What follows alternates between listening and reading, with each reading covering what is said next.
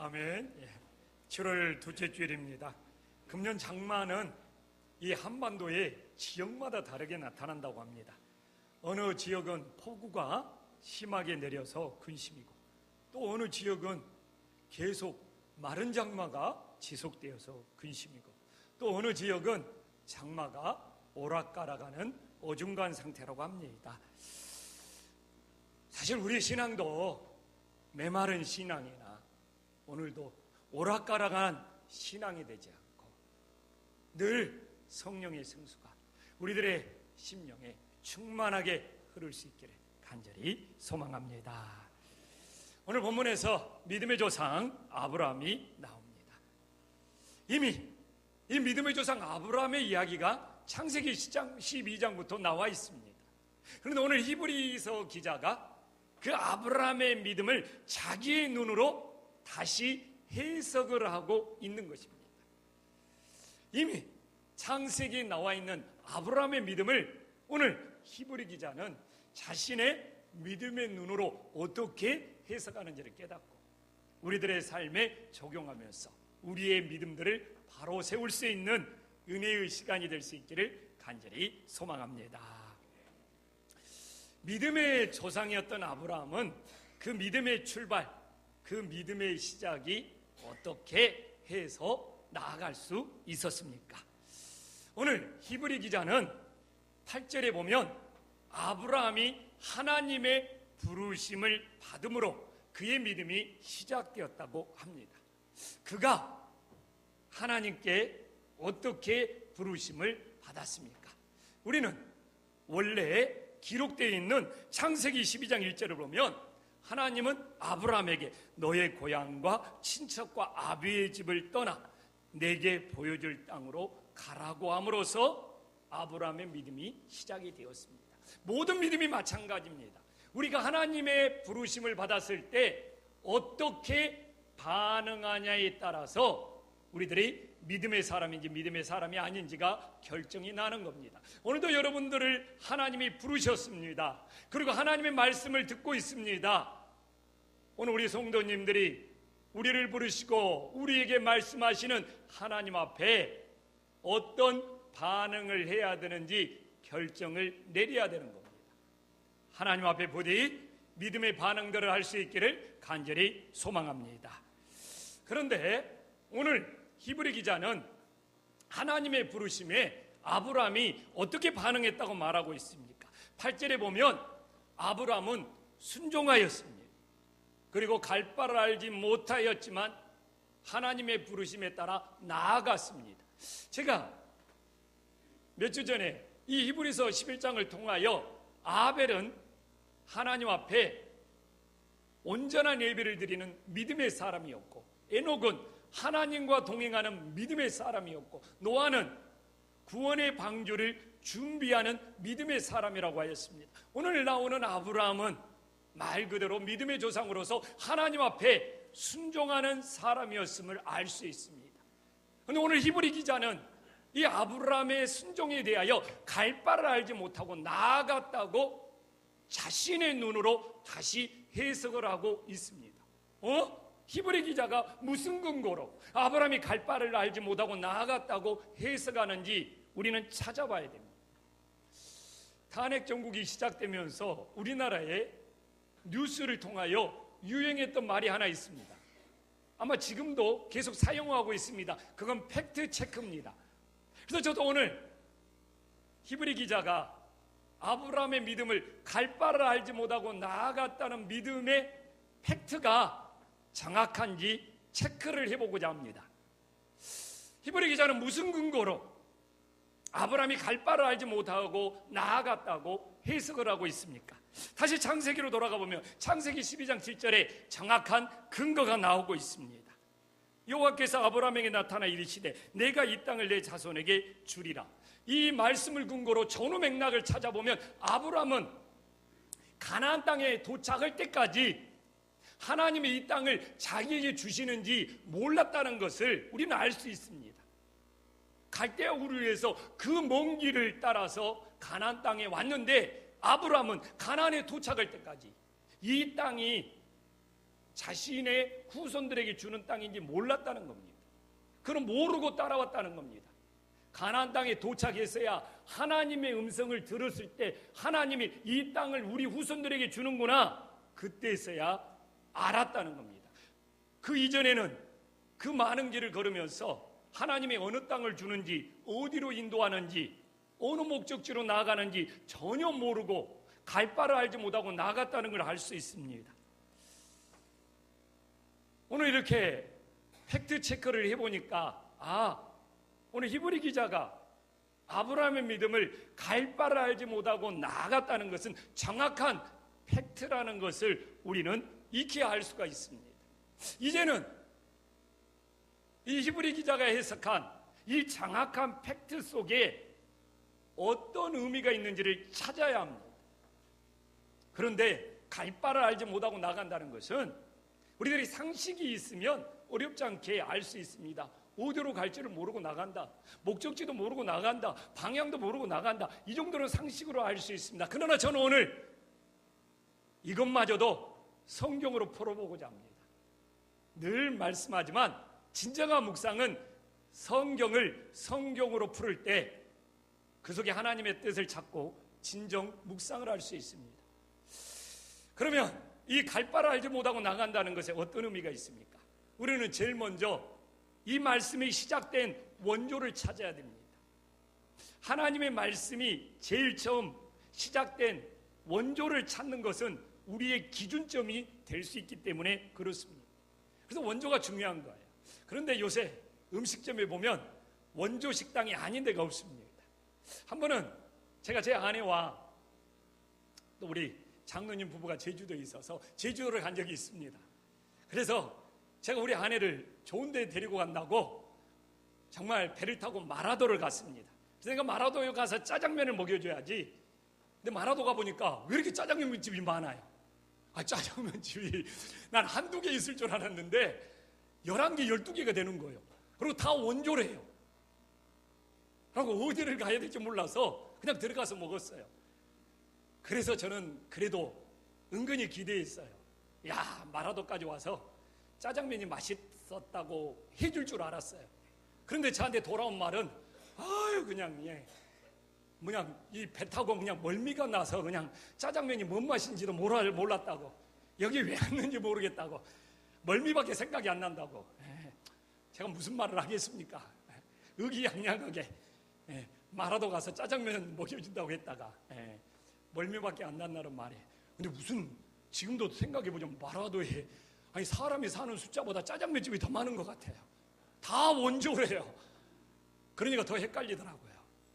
근데 신앙은 진짜 성경의 말씀은 시작된 원조가 어딘지를 찾아봐야죠. 당연히 창세기에서 어떻게 말하는지를 찾아봐야 됩니다. 창세기 12장 4절에 보면 창세기는 모세가 기록하였다면 모세는 아브라함의 갈 바를 알지 못하고 나아가는 것을 여호와의 말씀을 따라갔다고 합니다. 모세는 그걸 강조하는 것이죠. 하나님의 말씀을 따라가는 순종을 강조하고 있습니다. 진짜 순종은 어디로 가는지를 모르면서도 주님의 말씀을 따라가는구나. 모세는 이렇게 정확하게 우리에게 제시하고 있습니다. 사실 한국교회에 유행한 것이 있습니다. 믿음은 방향이라고, 속도가 아니라 방향이라고. 이걸 굉장히 유행어처럼 사용했습니다. 그러나 틀린 말은 아니지만 그 말이 또 전부는 아닙니다. 오늘 보면 모세가 말하는 말씀을 따라갔다는 아브라함에 대한 믿음은 뭡니까? 방향도 몰랐습니다. 어디로 가는지를 몰랐습니다. 목적지도 몰랐습니다. 그래서 너무 믿음은 속도가 아니고 방향이다, 또 이런 것들이 유행한다고 이런 걸 좀 따라하는 것은 저는 아니라고 생각을 합니다. 틀린 이야기는 아니지만 아브라함의 순종으로 가면 방향이 전부가 아니에요. 방향도 몰라요.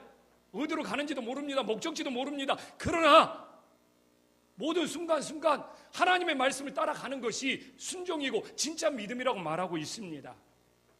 근데 우리가 신앙생활하면서 지금의 신앙이 위기입니다. 흔들립니다. 왜? 유난히 한국교회가 기적을 좋아합니다. 표적을 좋아합니다. 신비를 좋아합니다. 그 결과는 뭡니까? 기복신앙에 빠지거나 이단신앙에 빠집니다. 제 말이 틀립니까? 왜 이렇게 한국교회는 신비를 좋아하고 기적을 좋아하고 표적을 좋아했는지, 그것이 틀렸다는 이야기는 아닙니다. 문제는 말씀의 뿌리가 없이 말씀을 따라가지 않고 기적과 신비와 표적을 좋아하다 보니까 그 결과가 너무 기복적이고 쉽게 이단에 빠지더라는 겁니다. 저는 예수님 믿는 신앙에 기적이 없고 표적이 없고 신비가 없다는 이야기는 아닙니다. 오늘 창세기 말씀처럼 하나님의 말씀을 따라가다가 그런 것들이 일어나면 아주 좋은 것입니다. 그러나 하나님의 말씀을 따라가지 않으면서 기적이나 신비나 표적을 좋아한다면 그건 위기에 빠지는 신앙이 될 수 있습니다. 지금 우리는 무엇을 따라가고 있습니까? 또한 우리는 절대로 사람을 따라가는 신앙이 되어서도 아닙니다. 한국교회가 무엇입니까? 목사들의 제일 큰 믿음은 목사만 믿고 따라오면 된대요. 그리고 목사를 잘 섬기고 목사를 잘 따라와야지 당신네 가정들이 축복받고 당신네 자녀들이 복받습니다. 이런 이야기 다 한 번씩은 들어봤습니다. 목사를 잘 섬기고 목사를 잘 따라가야지 가정이 복받고 자녀들이 복받는단 말, 정말 신앙생활 오래 해왔으면 다 들었음직한 이야기입니다. 그러나 진짜 그렇습니까? 목사 따라가다가 목사를 교주로 만들고, 그래서 그 교주가 된 목사와 함께 잘못된 신앙이 지금 한국교회에 부직이 있습니다. 저는 오늘도 분명히 말하지만 조영식 목사 따라오지 마십시오. 아멘? 좋아. 지금도 안 따라오고 있으면서 아멘까지 안 하면 어쩌자는 거예요? 응? 따라온 것도 없으면서 아멘까지 안 하면 나하고 어쩌자는 거야? 우리 한식의 성도님들은 사람들을 따라가지 않습니다. 처음부터 이렇게 말할 거야. 우리는 정말 이 흔들리는 이 위기의 믿음의 시대에 기적이나 표적이나 신비가 아니라 또한 어떤 대단한 능력의 목사일지라도 사람을 따라가는 것이 아니라 오늘 창세기에 나오는 것처럼 오직 여호와의 말씀을 따라갈 수 있는 믿음의 자녀들이 될 수 있기를 간절히 소망합니다. 또한 여호수아는 아브라함이 갈 바를 알지 못하고 나아가는 것을 어떻게 해석하고 있습니까? 여호수아 24장 3절에 보면 여호수아는 하나님이 아브라함을 강 저편에서 이끌어내어 가나안 땅으로 인도하여라고 말하고 있습니다. 여호수아는 뭘 강조하고 있습니까? 하나님이 아브라함을 이끌어내시고 인도해 주시는 은혜를 강조하고 있습니다. 왜? 여호수아 입장이 그래요. 여호수아는 이스라엘 백성들을 광야에서 이끌어내어 가나안 땅으로 인도해야 되는 겁니다. 그래서 여호수아는 아브라함의 믿음을 하나님이 이끌어내어 인도해 주시는 은혜로 바라보고 있는 거예요.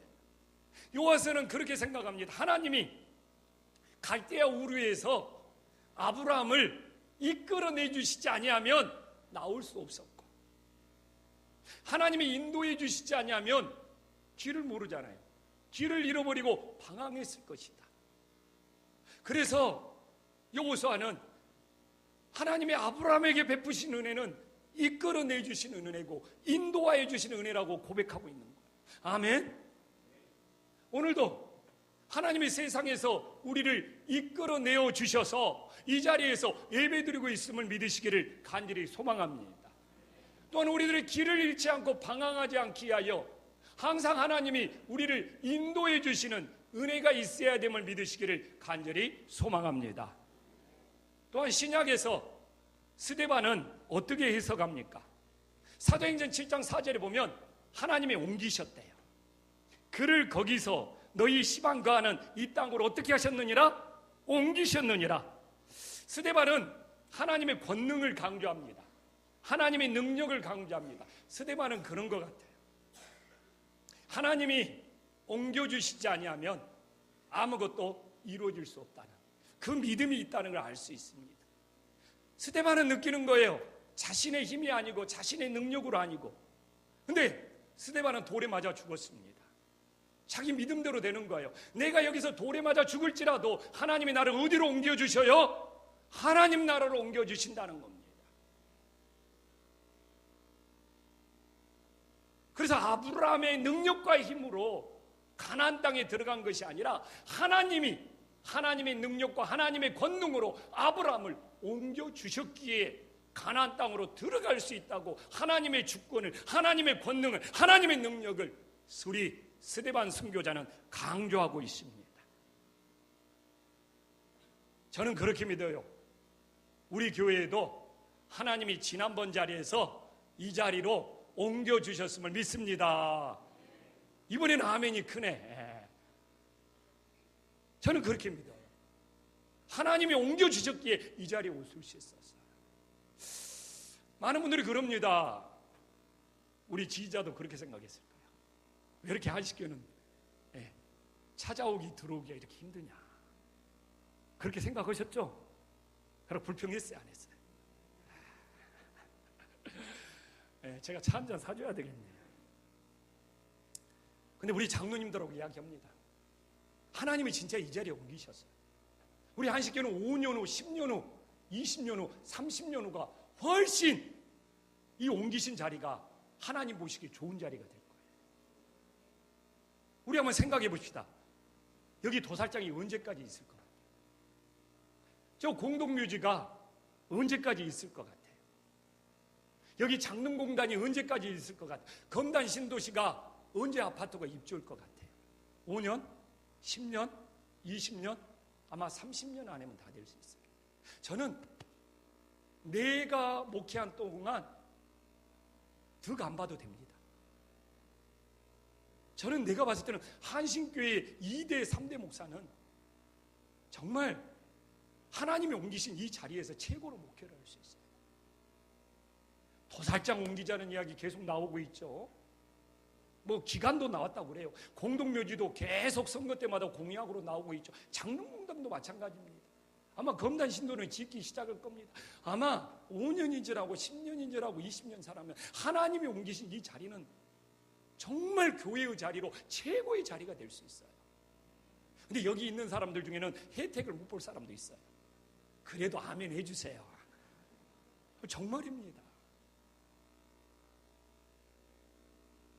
그래서 늘 우리들이 지금만 보고 살아가면 안 돼. 오늘도 성경에 나오잖아요. 멀리 바라볼 줄을 알아야 돼. 멀리 바라봤을 때는 하나님이 옮기신 이 자리보다 정말 더 좋은 자리는 없는 거예요. 그래서 똑같습니다. 우리들이 신앙생활을 하면서 어떤 문제든지 내 힘으로 해결하려고 내 힘으로 옮기려고 하면 안 되는 거예요. 오늘 스데반의 고백처럼 하나님이 옮겨주시는 놀라운 능력의 역사가 일어나기를 간절히 소망합니다. 예수님도 마태복음 21장 21절에 뭐라고 말합니까? 정말 믿음 하나, 겨자씨 하나 할 만한 믿음이 있으면 어떻게 돼요? 이 산을 들어서 바다로 옮기울 수 있다고 합니다. 하나님이 이 산을 들어, 그것이 우리의 믿음에 달려있는 거예요. 내가 산을 들어 바다에 옮깁니까? 아닙니다. 누가 하셔요? 우리 하나님이 하시는 거예요. 스데반은 그 고백을 하신 것이죠. 아멘. 우리가 이렇게 오늘 하나님의 부르심을 받았습니다. 그럴 때 오늘 히브리 기자는 두 개의 본향을 대조하고 있습니다. 먼저는 우리들이 태어나고 자란 본향을 말하고 있습니다. 저도 좀 나이가 들어가서 그러는지 가끔 고향이 그리울 때가 있습니다. 그냥 한번 가보고 싶어요. 별것도 없는데, 부모님도 안 계신데 고향길을 한번 걸어보고 싶은 문득문득 고향이 그리운 생각이 들어요. 만약 오늘 아브라함도, 히브리 기자는 그렇게 말합니다. 자기가 태어난 고향이 정말 그리웠다면, 그 본향을 사모했다라면 오늘 15절에 나오잖아요. 돌아갈 기회가 있었어요. 육신이 태어난 본향을 사모했다면 아브라함은 분명히 돌아갈 기회가 있었습니다. 그러나 히브리 기자는 분명히 말합니다. 16절에 아브라함은 자기가 태어난 육신의 본향을 돌아가는 것을 사모하거나 그리워하지 않고 더 나은 본향을 사모했다고 말하고 있습니다. 그 더 나은 본향이 뭐냐? 하나님 나라라는 것을 우리는 알 수 있습니다. 근데 여기서 저는 중요한 걸 깨닫게 됩니다. 우리가 하나님 나라의 더 본향을 사모했을 때 우리 하나님 아버지께서 우리의 믿음을 보시면서 기뻐하신다는 거예요. 우리가 16절 한번 봐볼까요? 자, 우리가 16절 말씀에 보면은 하나님이 우리의 하나님 되신 것을 부끄러워하지 않고 기뻐한다. 어려운 이야기 아니지 않습니까? 내가 자녀예요. 내 부모가 있어요. 아니, 우리 부모가 조영식이가 자기의 자녀된 것을 부끄럽게 생각한다면 얼마나 불효자식이에요. 똑같은 이야기 아닙니까? 아브라함처럼 하나님이 우리의 하나님 되신 것을 부끄럽게 생각하지 않고 기뻐하고 자랑스럽게 생각해야 되는데, 하나님이 조영식의 하나님 되는 것을 너무너무 부끄러운다고 생각을 해보십시오. 이건 참된 믿음이 아니지 않습니까? 근데 사실 오늘 본문을 묵상하면서 참 즐겁게 묵상하다가 오늘 이 16절의 말씀에 너무 내 마음이 찔렸어요. 정말 설교하면서 한참 동안 내 자신을 돌아봤습니다. 먼저는 당연하죠. 정말 하나님이 조영식의 하나님 되는 것을 부끄러워하지 않고 기뻐할 수 있는가? 자랑할 수 있는가? 어떨 것 같아요? 아멘이 하나도 안 난 거 보니까. 우리 자신들에게 적용해 봅시다. 하나님께서 우리 성도님의 하나님 되는 것을 부끄러워하지 않고 기뻐할 것 같습니까?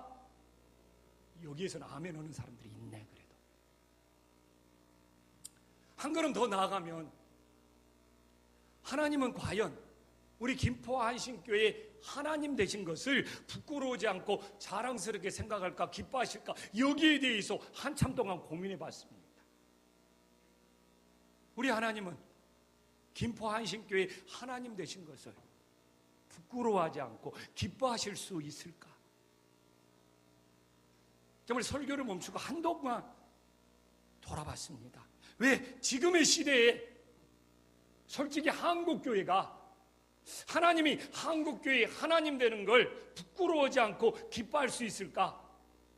솔직히 자신이 없습니다. 지금 우리 하나님이 한국교회의 하나님 되는 걸 전혀 부끄럽게 생각하지 않고 기뻐하고 자랑스럽게 생각했을 때에 대해서는 자신이 없습니다. 근데 오늘 성경은 그래. 우리들이 정말 하나님이 우리 하나님 되심을 부끄럽게 하지 않으려면 우리가 세상의 그 어떤 것보다 하늘에 있는 더 본향을 사모해야 된다는 거예요. 그렇기 때문에 지금 한국교회에 서는 일은 하늘의 본향을 더 사모하는 일들이 아니라는 것이죠. 그러면 이제 아브라함이 하늘의 본향을 더 사모했다는 증거를 찾아봐야죠. 그리고 우리도 하늘의 본향을 더 사모하는 삶을 우리가 살고 있는지를 돌아봐야지 우리의 믿음이 진짜 믿음이 되는 거 아닙니까? 9절에 보면 아브라함은 가나안 땅에 도착해서 무슨 생활을 했습니까? 장막 생활을 했습니다. 그리고 그가 장막에 거한 이유는 13절에 정확히 나와 있습니다. 13절에 뭐라고 나와 있습니까? 나그네로 살았기 때문에 그는 장막 생활을 하였습니다. 아브라함이 나그네로 산 것은 무슨 이유입니까? 그것이 바로 더 나은 본향을 사모했기 때문입니다. 그러면서 아브라함이 나그네로 사는 것에 대하여 세 가지 착을 하지 않고 있다는 것을 보여주고 있습니다. 세 가지 척이 아니라 세 가지 착. 이 세 가지 착을 하지 않고 있다는 것이 오늘 본문에 나오고 있습니다. 그래서 오늘도 우리에게도 더 나은 본향을 사모한다면 세 가지 착이 없어야 돼요. 하나는 뭐냐? 정착이 없어야 됩니다. 또 하나는 뭐냐? 애착이 없어야 됩니다. 또 하나는 뭐냐? 집착이 없어야 됩니다. 아브람처럼 우리들이 더 나은 본향을 향하여 살아간다는 증거는 세상에 정착하지 아니하고 세상에 애착하지 아니하고 세상에 집착하지 않는 이 세 가지 삶이 있어야지 우리는 하늘의 본향을 사모하는 삶이 된다는 겁니다. 하나씩 체크해 보겠습니다. 첫째로 정착이 없어야 합니다. 그는 가나안에 정착하지 않고 옮겨 다녔습니다. 그가 정착하지 않는 이유는 10절에 정확히 나와 있습니다.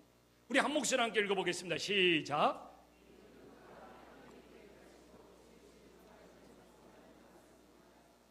아브라함은 사람이 계획하고 사람이 지은 터나 성이나 집에 정착한 것이 아니라 하나님 나라에 있는 하늘의 성, 하나님이 친히 만드신 그곳에 정착하고 싶었다는 겁니다. 우리는 어떻게 살아가고 있습니까? 우리는 세상에서 사람이 만든 큰 집에 정착하고 싶어서 한평생 그것 마련하려고 힘쓰다가 시간을 다 허비해버립니다. 누가 그렇더라고요. 한국 사람들은 큰 집 장만을 하다가 인생을 다 허비해버린다고요. 그리고 정작 장만해놓고는 얼마 살지 못하고 이 세상 떠나버린다. 제 말이 틀립니까? 화장실 하나 있는 집에서 화장실 2개 있는 집으로 옮겨가고 싶고 화장실 2개 있는 집에서 화장실 3개 있는 집으로 옮겨놨고 이제 마지막에 다 옮겨놨는데 이 세상 떠날 때가 된 거예요. 살아보지도 못합니다. 우리는 정말 어디에서 정착하려고 살고 있습니까? 이 세상에서 정착하는 것이 아니라 나그네가 되어서 하나님의 성에 정착할 수 있기를 간절히 소망합니다. 오늘 히브리 기자는 하나님 나라 성에 정착하기 위해서 친절하게 소개합니다. 13절에 믿음을 따라 죽어야 된다. 믿음을 따라 죽어야지 하나님의 성에 정착할 수 있다는 거예요. 우리가 믿음이 있으면 죽음을 너무 두려워해서는 안 됩니다. 죽음을 받아들여야 돼요. 왜 죽음을 그렇게 두려워합니까? 하나님의 성이 없습니까? 하나님 나라에 정착할 수 있는 믿음이 있다면 오늘 아브라함처럼 13절에 나오는 것처럼 믿음을 따라 죽을 수 있어야 돼요.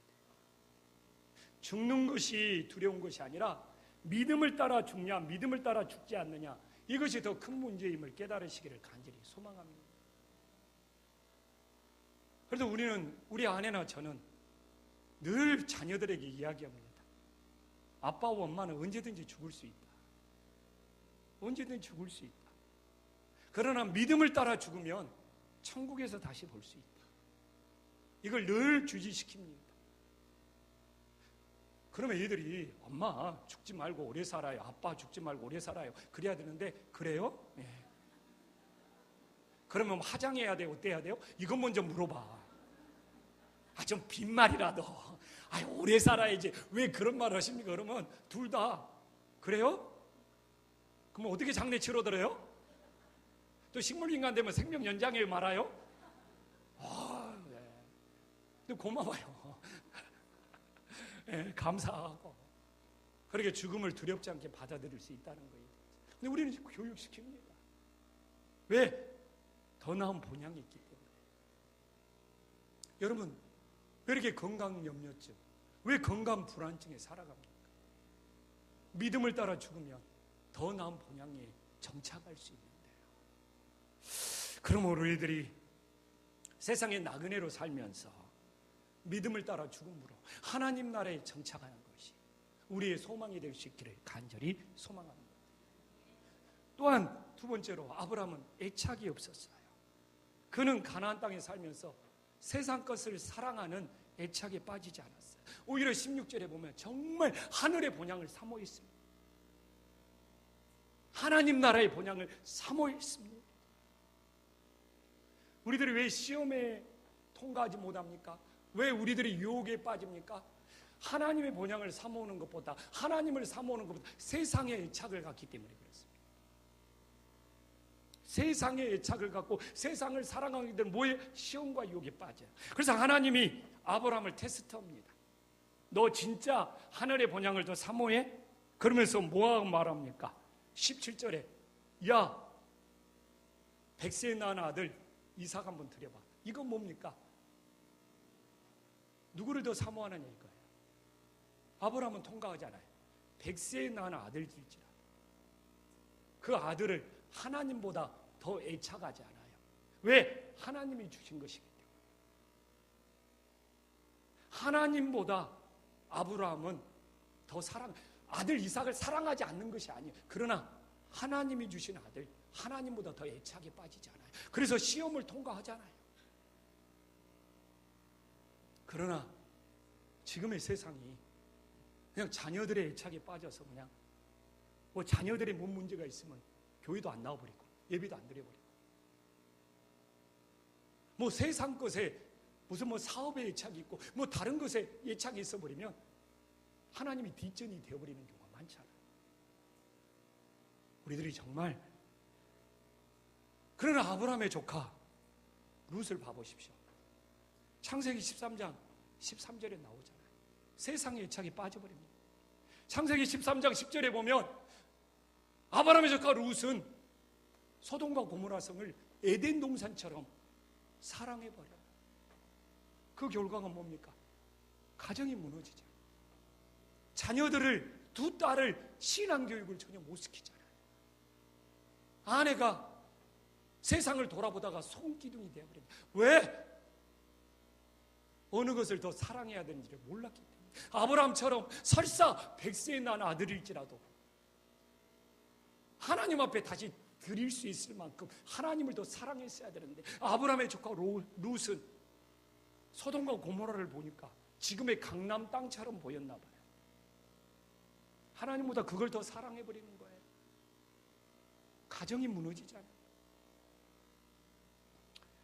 정말 우리가 나그네로 산다는 것은 세상의 애착에 빠지지 않고 오직 더 주님을 사모함으로 본향으로 나갈 수 있기를 간절히 소망합니다. 마지막 하나는 뭡니까? 아브라함이 집착에 빠지지 않았잖아요. 여러분 창세기를 읽어보십시오. 아브라함은 살아생전에 가나안 땅에서 땅 한 평 소유하려는 집착이 없었어요. 어떻게 그럴 수 있을까? 13절에 보면 분명히 약속을 받지 못했어요. 뭡니까?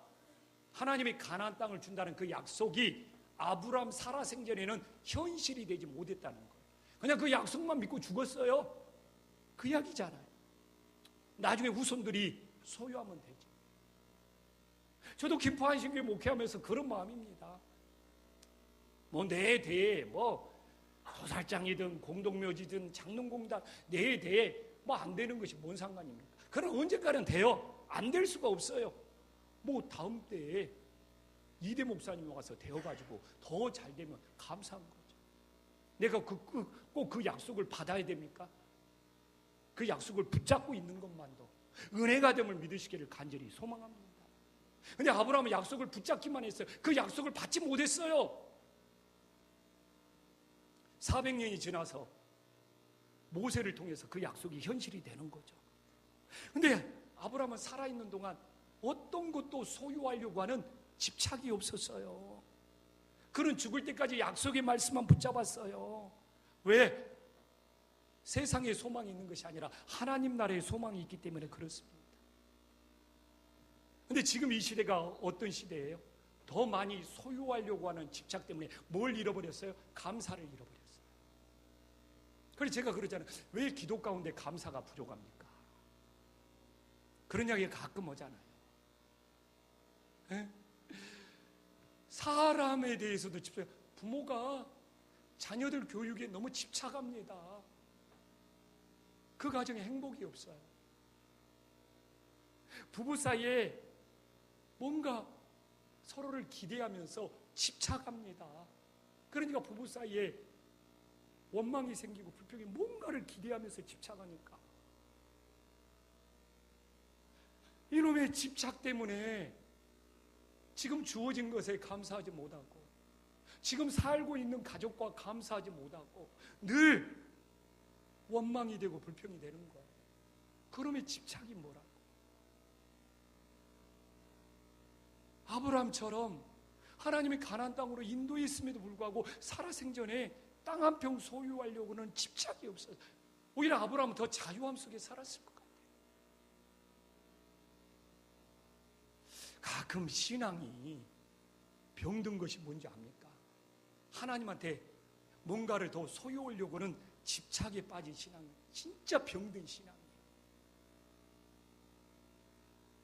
혹시 나도 내 자녀한테 뭘 집착하고 있는지, 내 배우자한테 뭘 집착하고 있는지, 내 주변 사람들한테 뭘 집착하고 있는지, 아니면 세상에서 내가 뭘 더 가지려고 집착하고 있는지, 여기에서 벗어나야지 더 나은 본향을 사모하는 삶이 될 거 아닙니까? 저는 오늘 아브라함의 믿음을 보면서 야, 나그네는 이거구나. 근데 이 말씀이 이제 마무리하면서 저에게 주시는 말씀이었어요. 왜? 이 땅의 목사들이 나그네로 살지 못해요. 이 세 가지를 못합니다. 목사님들이 교회에 은퇴도 하지도 않고 정착을 요구해요. 기간이 되면 떠나야 되는데 자기가 안 되면 자기 자녀한테 주면서 그 교회에서 끝까지 정착을 요구해요. 제 얘기가 틀립니까? 교회 목사들이 예수님을 더 사랑하는 것이 아니라 교회의 건물이나 교회에 더 애착에 빠졌어요. 교회를 더 사랑하고 교회에 더 애착이 빠지는 것이 믿음인 줄 알아. 아니에요. 제가 이 김포한신교회 애착이 빠지면 안 돼요. 이 김포한신교회 모여다 예수님을 더 사랑해요. 그리고 교회 목사들이 집착해요. 교회를 더 키우려고,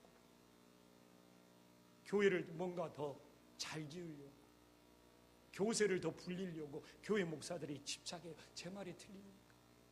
정작 교회 목사들이 성도들에게는 나그네의 삶을 사시고 순례자의 삶을 사십시오. 목사 본인들은 이 교회가 하나님이 주인이 아니라 내가 주인이라고 자자손손 정착을 요구, 예수님을 사랑하는 것보다 교회에 더 애착에 빠지고 어떻게 해서든지 교회를 더 키워보려고 집착에 빠져서 정작 나그네로 자유함으로 살지 못하는 안타까운 현실이에요. 그래서 우리 성도님들은 조영식 목사를 위해 기도해 주시기를 바랍니다. 이래도 아멘 안 하면 어쩌라는 거. 이미 하고 있어서 아멘 안 한 줄 믿습니다. 좋게 받아들여야지. 그래요. 오늘 아브라함을 보면서 히브리 기자는 정확히 말하잖아요.